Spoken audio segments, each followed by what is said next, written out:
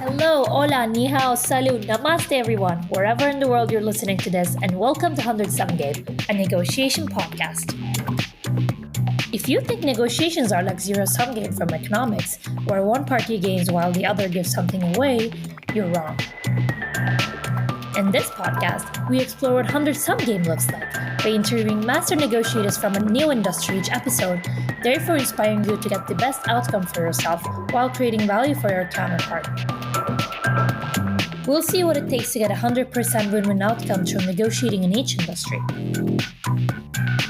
My name is Adele. I'm a recent economics and psychology grad with experience in finance and marketing, and I'm fascinated by the power of negotiation to change your life and career.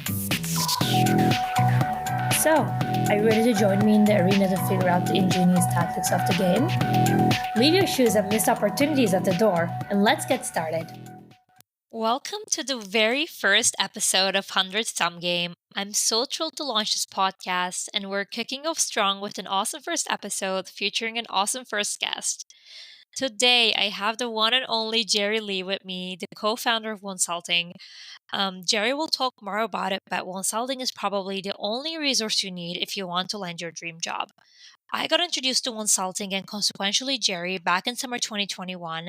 Time passes so quickly, and it not only helped me secure my dream marketing internship at Four Seasons headquarters and then a full-time job, but also helped me get interviews from top companies like P&G, American Express, Mercedes, Hershey's, AstraZeneca, and many more.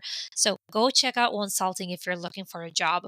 But today, we're here to discuss how Jerry used negotiation to succeed before and after becoming an entrepreneur, his ingenious tricks of playing this game, and how you can use negotiation to create value if you are or want to be an entrepreneur. In short, the entrepreneurship game. Jerry, I still can't believe this is happening. Welcome to my podcast. Oh my God, what an intro. Wow. I feel like I should hire you as my hype person. All right, so let's start with getting to know more about you and what you do. Awesome. So hey everybody, for everyone here, my name is Jerry. I'm currently the co-founder here at Wonsulting. Our mission is to turn underdogs into winners. The idea that people who come from non-traditional backgrounds, how we think about helping them get into their dream careers. And so a little bit more about my background. I've come from a first generation low income background where, for me growing up, as I went through my college journey, the key thing I always had to think about was like, how do I get a job? What is an internship? What is a resume? And thankfully, I was surrounded by the right people, the right mentors who taught me what it was and how to play this game a little bit. And sooner or later, I was able to make it into a career. That's amazing. I love that. Yeah, that's what really inspired me with Wonsulting is like, how do you come from a non-traditional background and start a very awesome career and build from there? And you did it. Thanks to Wonsulting, literally one of the best things that happened for me, for my career. Oh my goodness, please. It's literally life-changing. So let's get into it. I want to know, how does negotiation interactions look like in your field? So like entrepreneurship, and how do you go about them? Yeah. So as an entrepreneur, I think about it as three different categories of people. The first type of people that we negotiate with often are external stakeholders or partners that we work with. So, for example, we've worked with a number of educational institutions, schools. Mhm. We've worked with a number of different job-related companies. And so negotiation comes in a really big part of my job where I need to think about, okay, well, what is this company trying to get from us?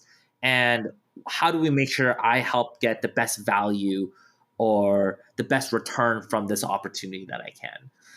So that's sort of category one of people. The category two of people are internal people, like internal stakeholders, like you were mentioning. The way I think about negotiation is always, how do we make sure both of us can be correct? I think oftentimes in corporate and just in life, people always think there's always a yes or a no for answers. But the way that my managers and my mentors have always told me, it's always yes and. Hey, Edel, I really liked this part of your idea. What if we build on top of that idea instead of just saying, no, that idea is horrible? And of course, the last but not least is the community is the last type of group that I think about a lot. It's always to think about, for those people who are job searching, or for those people who are in the Wonsulting community, how do we add value to them? How do we make sure that they feel like we're a part of their job search journey, whether we're educating, enabling, sharing resources? That's how we think about the negotiating, at least at a high level, for those three types of people. Right, right. That's amazing. And I believe there's different tactics and different ways to go about negotiating with these three different types of audiences. They all look for Yeah, something else. They're all motivated by something else. for sure. And, you have a really inspiring journey. And I want to introduce to our listeners a little bit about what opportunities in negotiation help unlock in your career, because I feel like negotiations sometimes have a negative connotation.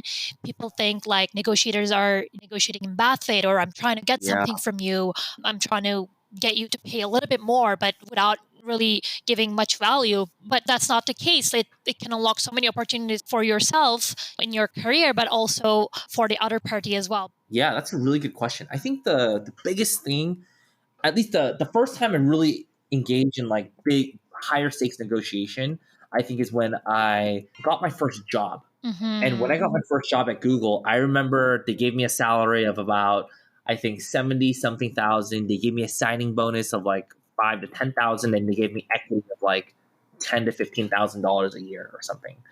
As someone who comes from a low income background, I was like, oh my God, like that is so much money. That is incredible.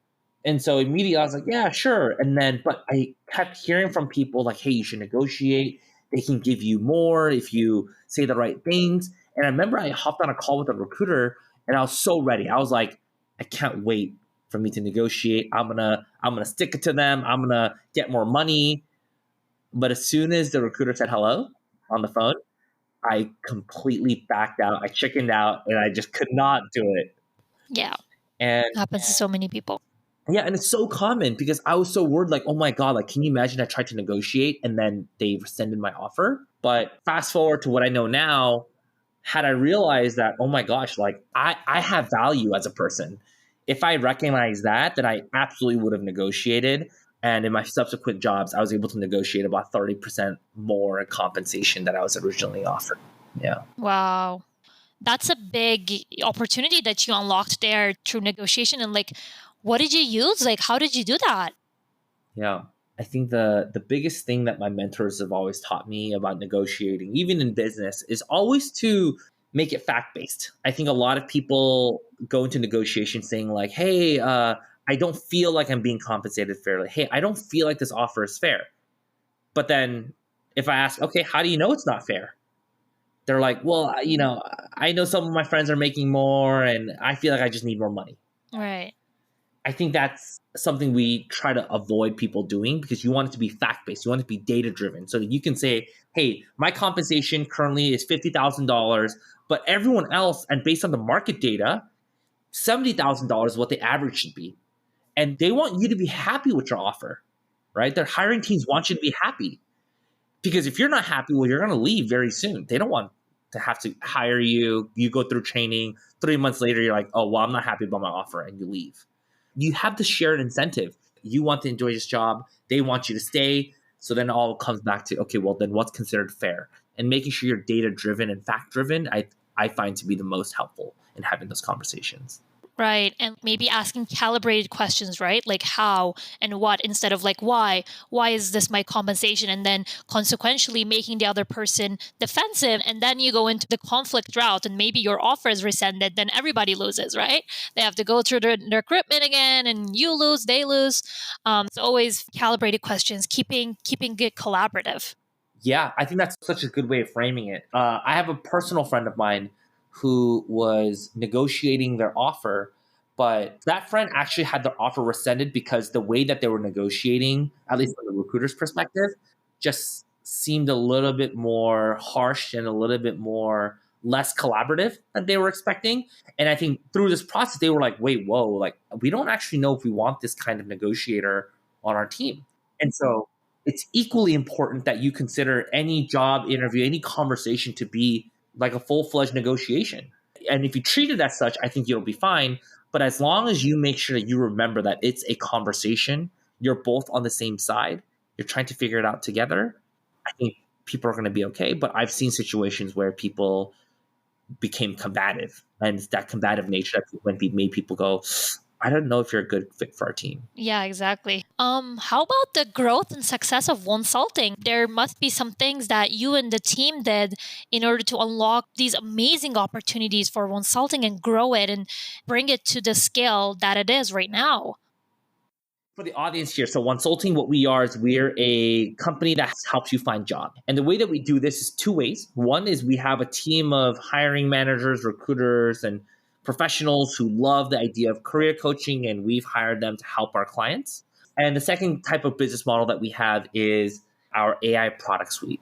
So if you want to make a resume or our AI product suite can probably do it for you in 5 to 10 minutes. That otherwise would have taken you like 5 hours to do. And so we've started off as content creators on LinkedIn, just talking about sharing resources, to building this business, to now to a point where, we have a full-fledged team of about 30 people on our team. I think the biggest negotiation that my co-founder and I had was, I remember about a year and a half or 2 years into our company, we only used part-time employees and contractors. And Jonathan and myself were just the only employees on the full-time employees. And so we were thinking to ourselves and no, we can make this work with part-time employees. It's fine. It's fine. It's fine. At a certain point, I knew that we had to eventually start hiring full-time people. And for me and John, we were so worried that, oh my gosh, what if the business doesn't work? I don't want to have to lay someone off and have their livelihood on my hands, in case things don't go wrong. But I think eventually John and I were able to negotiate it between ourselves and convince ourselves hey, listen, I think this is the right idea to do. And eventually that turned out to be the best decision that we've ever made, because the first employee that we hired, her name is Katie. She's on our marketing team. She's almost been here now for almost 2 years. She's our first employee and she's still here.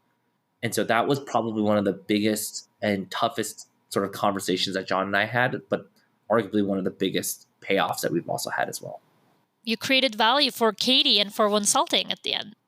Yeah. And honestly, we didn't know if that was going to happen, but I think that's sort of the beauty of just doing entrepreneurship and just taking these risks. Exactly. Right? Anytime you hire someone, anytime you take on a new project, taking on a risk. And thankfully, we were able to make the right calls at the right time. That's so good. Yeah. One thing I wanted to also deep dive a little bit in, I know it's diverging a little bit from the topic, but you were at Google before Wonsulting, and you started off as an analyst and then you became a senior manager in 3 years.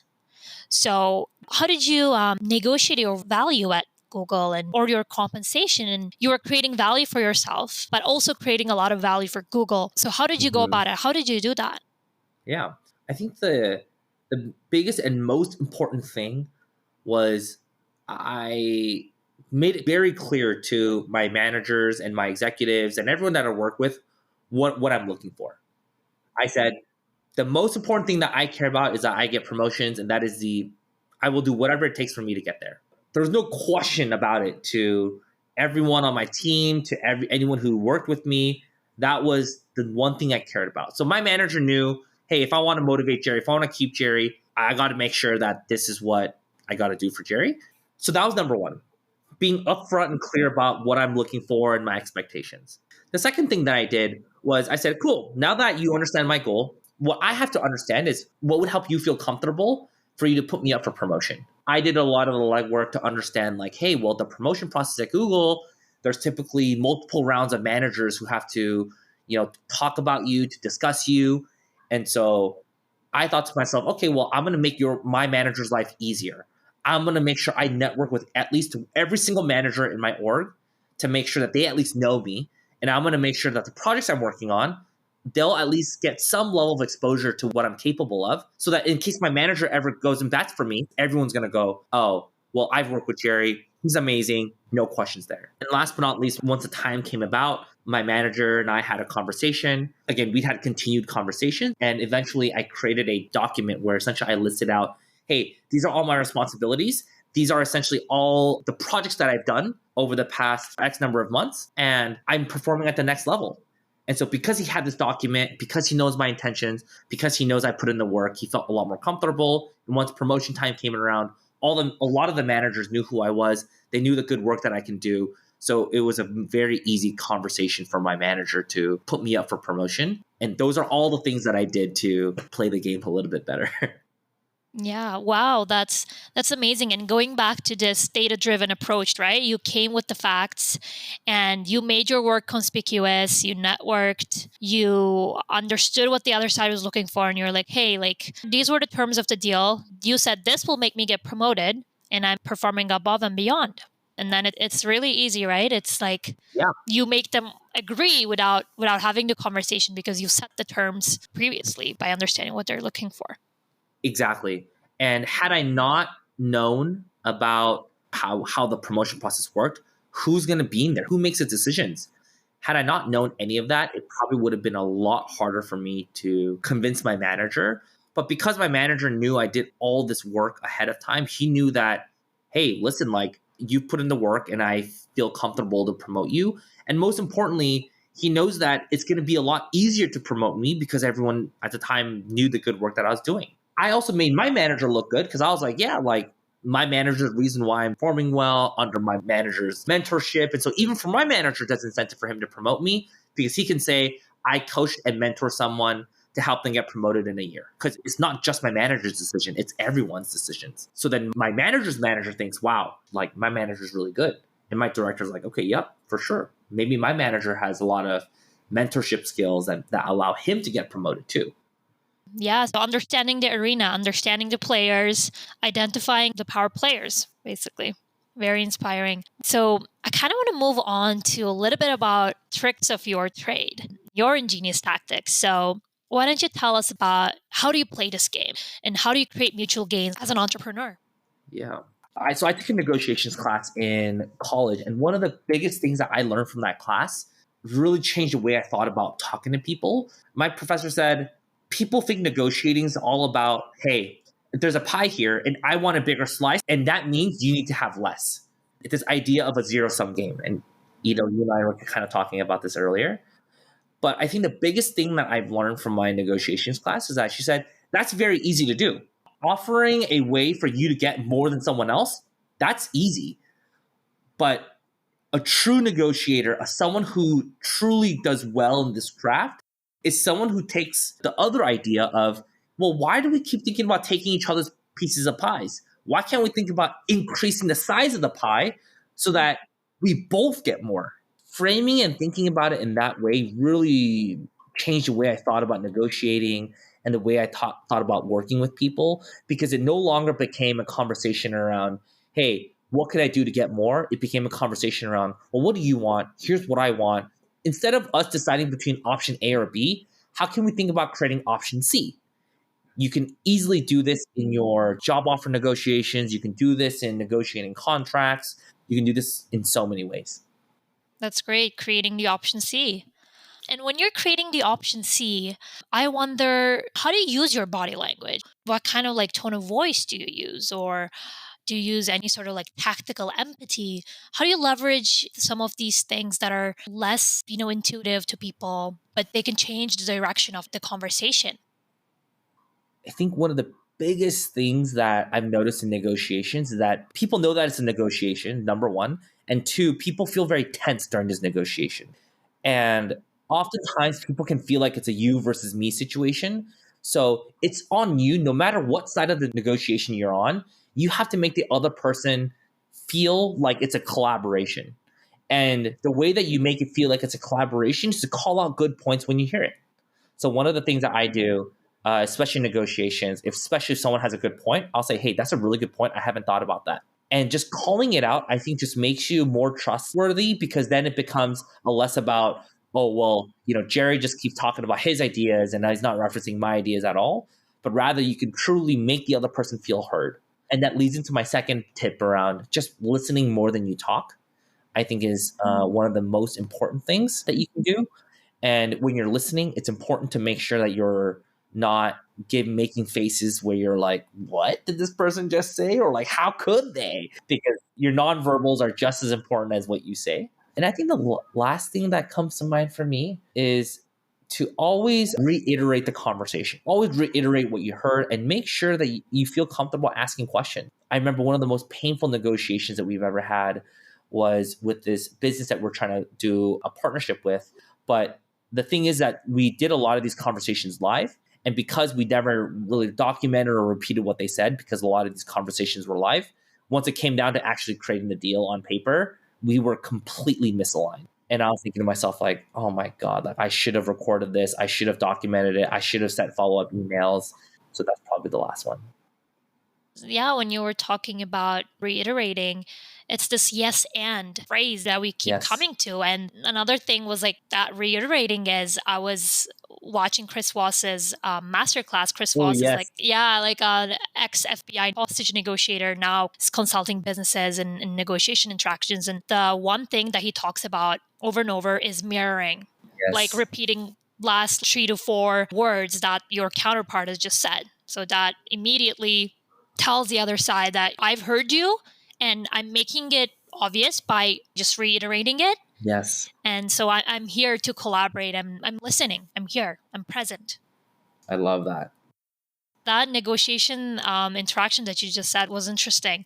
Can you tell us a little bit more about that? So what happened after that? You were completely misaligned. You regretted that you didn't record it. And what happened after? Yeah, to be honest, it probably it doesn't have a happy ending. After a while, unfortunately, the deal just kind of fell through, and we said, you know what, listen, like it's okay. We were just misaligned, and we tried to salvage what we could, but inevitably, the other party just lost interest. But again, like for me, even though that was a deal that we were really excited about, the way I try to look at things is a lot of these things are just learning opportunities. Like I don't have all the answers. I'm still trying to learn and do the best I can. And because that's the case, these things, if it teaches me to not make that mistake again, maybe 5 years down the line, I'll have a deal that's worth 100 times that. And let's say stakes will be 100 times higher. But now I know to not make these mistakes again. That's something that I'm willing to, this thing has taught me. And as a result, I feel like I became a better entrepreneur and a better person as a result of that. So in a lot of ways, I don't look at these things as, hey, man, oh, man, I should have done something differently. I regret this, but more of just like, oh, well, hey, that was a good lesson. I learned, very painful lesson, but now I just won't do it again. Yeah. And learning when to walk away. Yeah. That's really important too, because if you kept maybe renegotiating or like reaching out, that could just mean that they're really annoyed and they don't want to make any deals with you in the future. You just destroyed the whole relationship. But when you know when to walk away and learn and take those learnings and apply it to your future interactions, that what creates the beauty of negotiation. Yeah. And funny enough, now that you mention it, this person actually reached back out again for us to chat after us not talking for a year and a half, I want to say. And again, like, I think we did the best that we could, and that's as much as anyone can do. Mm-hmm. Exactly. That's amazing. And I also want to touch a bit on I know we spoke a little bit about it, but your tone of voice. I think something that I realized with your tone of voice is it's very upbeat, it's cheerful. And I think it's a part of your character. But again, it's something that Chris Voss mentions is like when you're walking into negotiations, apply this curious, this playful tone of voice. Sets like a positive tone and can make or break the whole negotiation, this tone of voice thing. Have you always had this tone of voice or do you change it based on the interaction? Because this is like the perfect tone of voice for a negotiation. You're curious, you're open to listening, you're open Absolutely. to bringing some energy into the conversation. Where does this tone of voice come from? One of the things I learned from my dad actually is to always welcome someone with a smile. One of the things I always do, and I've noticed, is that my first interaction when seeing someone is always smile. And for me, when I smile, it's very hard for me to have a negative voice. And I want people who's listening to actually try this. Pause for a second, and I want you to frown. And I want you to try your best to sound positive when you're frowning. It's going to feel very weird. Now try the opposite. Smile and try to sound negative. It's extremely hard. I love So that. I found that just simply by smiling, it makes it a lot easier for you to just get the other person to have much better energy, but also it forces you to bring out good energy too. And hopefully, if you've done that exercise, you would feel the same. So that's what I've learned throughout my career and sort of what my dad has taught me. Always smile, welcome everyone with a smile. Not everyone's going to make you smile, but it's your job to at least give them the first one. I really love that. That's amazing. And I think psychology backs this phenomenon is like when you're smiling, you're triggering the other party's mirror neurons, which automatically makes them smile. Like when someone is yawning, you feel like yawning. It's all about the mirror neuron, and it's all about tactical empathy. Mm-hmm. That's exactly right. Yeah.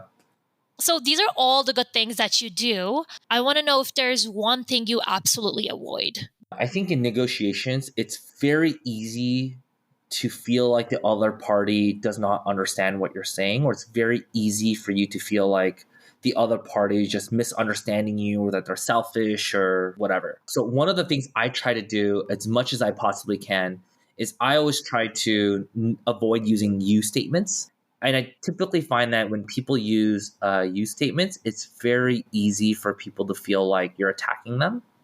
So, especially in higher negotiations and like what mistakes are much bigger, I try my best to avoid using you statements. Again, not all you statements are bad, but in general, I think that using statements like we and what we're trying to do, I feel this way, or I feel like we missed something, using those statements are a lot more inclusive and make people feel like you're on their side rather than you saying, well, you said this, so I don't agree. And don't make assumptions, right? Don't make assumptions of what people are feeling, what people are thinking, or you may have heard something, but they might have thinking about something else, or they might have misphrased it. Yes. And I remember when I learned this the most was I remember Jonathan, my co-founder, and I, we were having a discussion. For some reason, he had this idea where he was like, hey, we should send out email tips to our user or something like that. And I remember I took it as like, oh, so you want to like constantly spam our users then, huh? Then why don't we just send them 100 emails? And he pulled me aside and was like, Jerry, do you think I truly want that to happen? And it shocked me for a second because I was like, oh my God, like you're right. Like, why was that my knee-jerk reaction? Why did I just say that? When I know that you don't want what's bad for the user. Like the users make us who we are. And so that was probably one of the biggest moments where I was like, holy crap, like the way I'm thinking about things is not right. And I need to change myself for the better. And that was probably one of the most impactful, at least career lessons in the recent years. Wow. That was an amazing last sort of story from you as we're coming to the end of this episode. You mentioned many valuable things, and I want to finish off with this. So for aspiring entrepreneurs currently listening to us, what is the one thing you want them to take away from this conversation? The only thing that I would love for people to take away is that everything is negotiable. Whether it's you're paying for a SaaS tool and they're like, hey, it's $20 per user per month. No, it's not. You can negotiate it down to 14. If you're trying to win a contract and the contract is a Fortune 500 company like Procter & Gamble, there's always ways for you to negotiate and ask for what you want. I think that's probably the biggest learning that I've had as an entrepreneur. In corporate, if they teach you that it's either yes or no, it's either policy or it is not. Once you get out of the corporate structure, you soon begin to realize that these structures are made up by the company. And as soon as you believe that, then you know that everything is negotiable. And if you know that everything is negotiable, then it just makes your life a little bit easier. I love that. Jerry, I really appreciate you coming on my first episode and making time for this. Tuning in from the East Coast, New York City. Thank you so much. Yes, thank you so much for inviting me. Congrats on all your success, by the way. And I hope that you do a solo episode where you talk about how you were able to negotiate and how you were able to define your own path and career, because I think you have a really unique story. Wow, thank you. What an honor to hear this from you. Of course. All right. I hope you took as much valuable information as I did and more. My name is Adele, and you have listened to an episode from 100-Some Game. You like it here? Go ahead and subscribe to 100-Some Game on your preferred platform. While you're at it, I'd love to hear about what you're thinking of this podcast, any episode requests, or further feedback. It'll help me make this podcast better for you. Thank you so much for tuning in, and I'll catch you in the next episode. Peace.